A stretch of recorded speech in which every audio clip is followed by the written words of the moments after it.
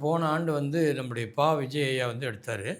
அவர் வந்து 1½ வருஷமா சினிமாவுல வந்து ரொம்ப ஃபெயிலியரு. அதனால் மனம் சஞ்சலப்பட்டு எனக்கு கால் பண்ணார். இந்த மாதிரி எனக்கு கிரியா வேணும், நான் வந்து கற்றுக்கிறேன்னு சொன்னேன். ஈரோட்டிலேருந்து நம்மக்கிட்ட எடுத்தார். எடுக்கும்போது ரொம்ப டிப்ரெஷன்லாம் வந்திருந்தார்.